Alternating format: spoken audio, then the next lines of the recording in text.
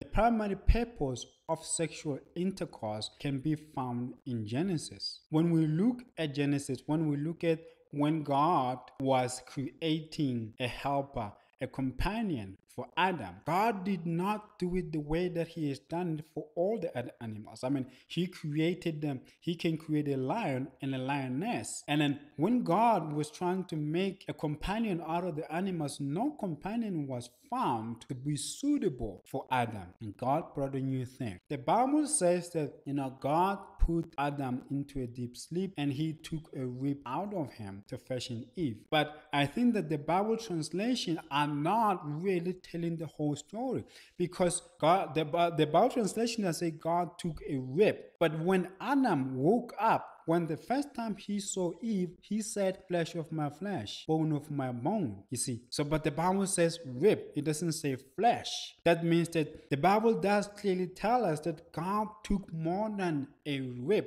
more than a bone from Adam to fashion a female, to fashion Eve. I believe that God not only took flesh and bone, so what God did is that he took Adam's soul and split it. And he split sort of his virtues, meaning that the virtues that are in Adam will now be missing some virtues for him to be complete. But he took these virtues and put them in Eve. But Eve has the virtues which Adam has as weaknesses. And then Adam has virtues which Eve has as weaknesses. The only way these two people could be complete and perfect is if they merge. So the merger is what completes them.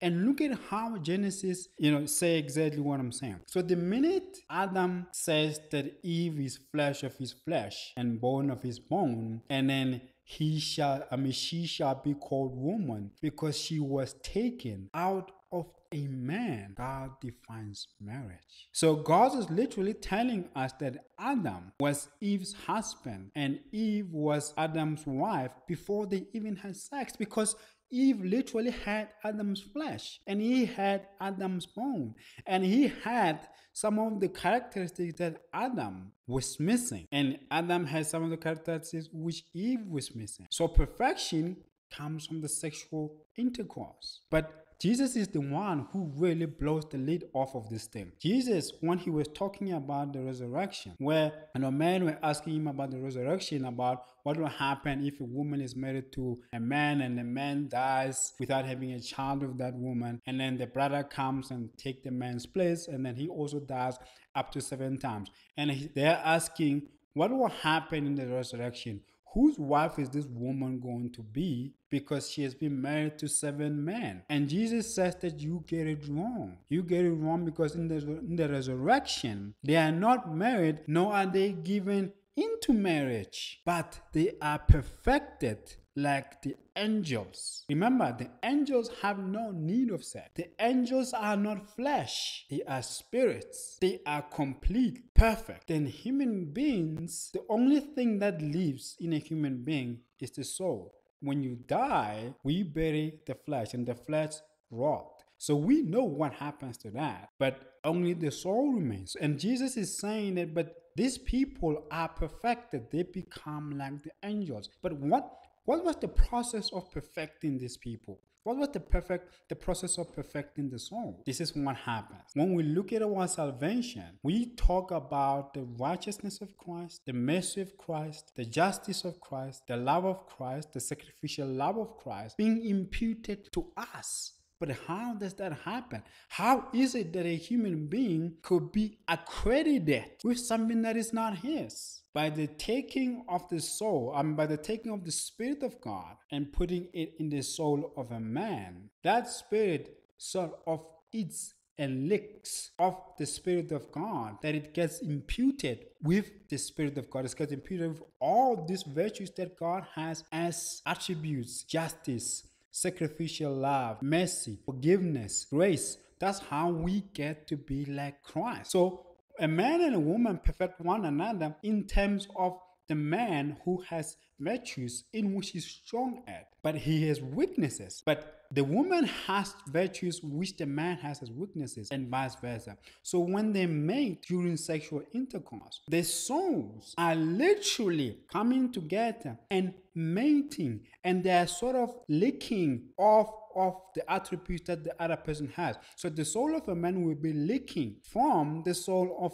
a woman and learning these attributes, learning these virtues, in which the man, even after they have sort of departed from the sexual intercourse, the man still is able still to have the virtues that the woman have. But the natural desire, the reason why people get wrong in terms of marriages, in terms of choosing a life partner, is that they choose in terms of what the eyes can see. They don't look in terms of, does this person complete me? Does this person perfect me? So the aim of sexual intercourse is to once again make the man and the woman perfect one another by becoming one flesh. And basically what I'm trying to tell you is that when the woman and a man mate, when the woman and man, sexually intercourse, what they do is that the man will be accredited with the virtues which he has as weaknesses, but which are found in the wife as strength. And the woman will be accredited with the virtues which the man has as strength, but she has as weaknesses. The same way as in our salvation, we get to be accredited. We get accredited with the attributes that God has, but we get them as virtues through the Spirit. So basically, what I'm trying to tell you is that yes, the Spirit of God and the soul of a man have intercourse, so that God can put in the man what he wants the man to be like. I will put my spirit in you so that you could do the commands that I want you to do. So by the putting of the spirit in a man's soul, God is imputing, accrediting the man with virtues which the man did not have. And through marriage, through two people who are imperfect but are in need of one another to be perfect, God is able to teach the man to be the things that the man is asking from God. The man is asking God and say, God, I am fallen. Forgive my fallenness. Have mercy on me. Love me even though I'm imperfect. God is saying this to the man. Can you do the same thing to a woman or for a woman who is imperfect, who's always not gonna meet your demands, who's not gonna always be meet your expectations, who's not always gonna respond in a way that you want her to respond? Can you do the same thing for her? And the reason why the man is able to do these things for this woman is because every time he goes to the woman and becomes one flesh with her, he becomes complete through her. And the completeness is the thing that Jesus says, therefore, what God has put together, let no man put asunder. These two people, when they really come together in sexual intercourse, and then their souls actually mate, and their souls impute to one another the virtues which they have, so that the man could be strengthened in the weaknesses that he used to have, and the woman could be strengthened in the weaknesses that she used to have by the sexual intercourse. They can never even think about breaking apart. They can never even think about divorce. Why? Because they feel complete when they are together. They feel perfected when they are together. So that is God's intention for sexual intercourse. Procreation is part of that, but that's not the intention. That's why a mate, when you choose a mate, you cannot choose a mate based on how they look. You have to choose a mate based on what they can bring to you. Can they perfect you? Can they complete you? That's how people get it wrong. So the reason why sex fails is because we base it on the physical. That's why people can, out of emotion or out of infatuation, believe that they are meant to be together. And then they have sex for a while and eventually becomes flesh and becomes common. And what is flesh becomes common and gets tired. And no matter how beautiful a woman is or how hunkish or sexy a man is, eventually he's gonna become common to a woman, because this man is not bringing anything above what is physical. That's why at the end there's cheating, there's breakup, there's divorces. Why? Because this sexual intercourse is misused. People do not understand what is the use of it. We want to do it the same way as a man just want to eat, without understanding that why does he eat? What is he supposed to get from the food? So a man also just feels like, I desire a woman, so I should just sleep with her. He doesn't understand what he's supposed to get from the sexual intercourse. The same way that a woman does not understand what she's supposed to get from the sexual intercourse. What a woman is supposed to get from sexual intercourse is the imputement of the virtues that a man has, which she has as weaknesses, in the very same vein that what the man is supposed to get from sexual intercourse with a woman is the virtues that the woman has as strength and he has as weaknesses. That is the function of sex. That is the primary purpose of having sex. If you're gonna have sex with somebody who's not gonna give you who's not gonna impute to you the virtues that you need to be a good person, to be a complete person, you shouldn't have sex with that person, because you're gonna have sex with them, and then from there eventually you're gonna want to leave them. And how many people are you gonna go around sleeping with? Do you see that? And then this thing, then men are gonna start to say that, but what about enjoyment? What about food enjoyment? Look, God is good. God is very good. When it comes to food, God literally didn't just want us to ingest food. As when you can just take a drip of water and put it in your vein, and then the drip is putting water in your body, rather than drinking it and enjoying it through your tongue. So what God did was that He gave us the pellets in our tongue, so that during the replenishing of our body, to remineralize ourselves, to replenish what we lose during metabolic reactions in our body during activities, God wanted us to enjoy the food. But the aim is not to enjoy the food. The aim is to replenish what you lose during metabolic reactions in your daily activities. But God, because that is how He is. That's how lavish God is. When He gives, He pours out, so that you can enjoy Him. You can glory in Him. You can glory in what He has done for you, in what He has given you. You understand that?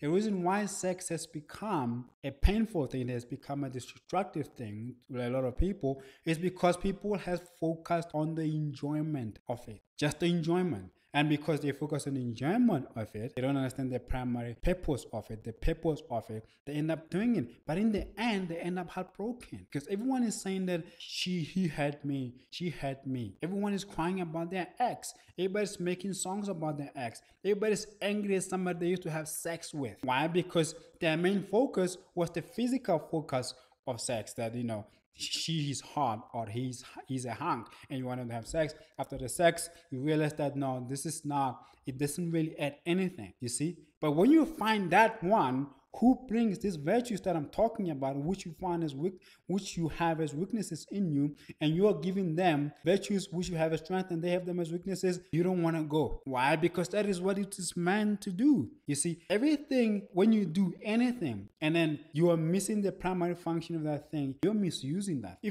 see, so anything must be used according to its primary function. Food must be eaten because food has nutrition, and that nutrition helps us replenish the nutrients or the minerals that we lose during metabolic reactions in our body. When food does not do that, it is useless. It does not matter how it tastes, it doesn't matter how good it is. As long as it fails to help you in replenishing what you lose during metabolic reactions, it is failing. It becomes useless. Sex has the same primary purpose. As long as sex does not help you in getting the virtues that you need from your mate so that you could be perfected, so that you could be completed, this sex is useless. And all it's really gonna bring to you is hurt and pain. The same way as food which is devoid or deprived of any kind of nutrition leads to sicknesses, leads to overweight, cholesterol, and all these things. Why? Because you're missing the primary purpose of why you eat, and we're missing the primary purpose of why do we have sex. So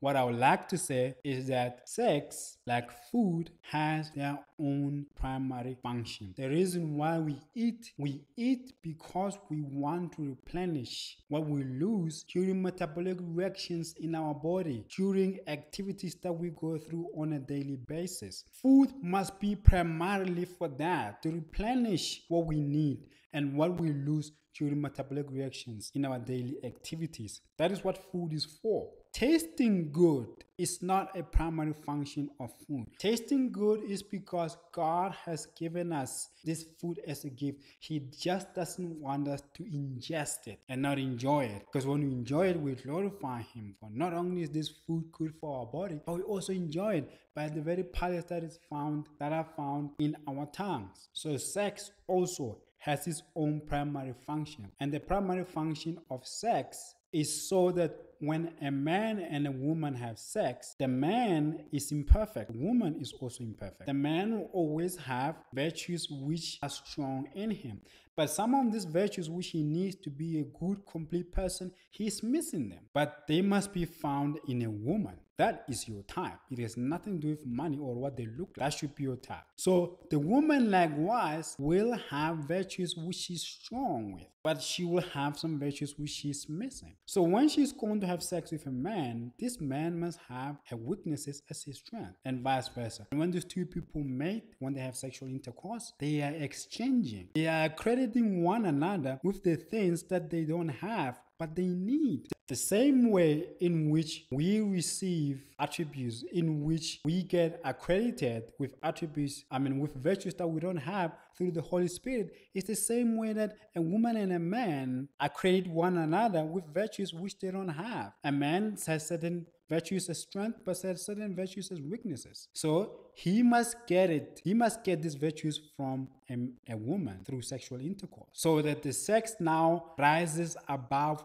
physical activities. It goes into spiritual activities. That's why people talk about soul mates. And people who say they found their soulmate, what do they say? He completes me. She completes me. She is perfect. He is perfect. And Jesus says they are perfected like the angels. But we know that the flesh cannot be perfected. Only the soul can be perfect. So Jesus is talking about the soul being perfected in marriage. And what happens in marriage is sexual intercourse, which makes the man and the woman married, which is a seal for the man and woman's marriage. Do you see that? That is the primary function of sex. And when people understand that, that means that they'll always be looking at the character of a person, the virtues that the person has. They wouldn't care about what they look like or what they have in terms of material possessions. This way, people won't just have sex because that woman is attractive, or that man is a hunk, or that man has money, or that woman is this and that. They will be looking to see, does she have what I need to be complete? Does he have what I need to make me a better person? Does he have